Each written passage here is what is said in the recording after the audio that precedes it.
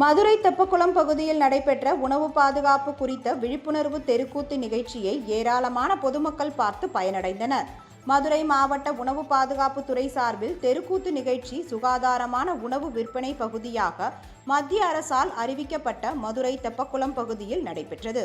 இந்த விழாவில் மாவட்ட ஆட்சியர் கலந்து கொண்டு ஒருமுறை பயன்படுத்தப்பட்ட எண்ணெயை வியாபாரிகளிடம் பெற்று பயோடீசலாக மாற்றும் திட்டத்தின் கீழ் எண்ணெயை விலை கொடுத்து வாங்கும் திட்டத்தை தொடங்கி வைத்து விழிப்புணர்வு துண்டு பிரசுரங்களை வழங்கினார்.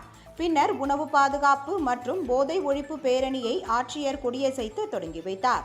இதில் 250க்கும் மேற்பட்ட மாணவர்கள் பங்கேற்றனர். உணவு பாதுகாப்பை சிறப்பாக கடைபிடித்து அரசு, தனியார் மற்றும் நிறுவனங்களுக்கு மத்திய அரசு வழங்கிய சான்றிதழ்களை ஆட்சியரிடமிருந்து நிறுவன பொறுப்பாளர்கள் பெற்றுக்கொண்டனர். இதனைத் தொடர்ந்து உணவு பாதுகாப்பை வலியுறுத்தும் தெருக்கூத்து நாடகம் ஆட்சியர் முன்னிலையில் நடைபெற்றது.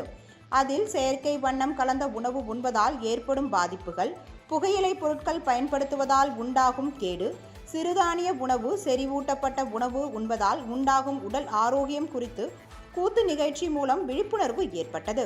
இந்நிகழ்ச்சியில் உணவு பாதுகாப்பு அலுவலர்கள், உணவு வணிகர்கள் மற்றும் பொதுமக்கள் கலந்து கொண்டனர்.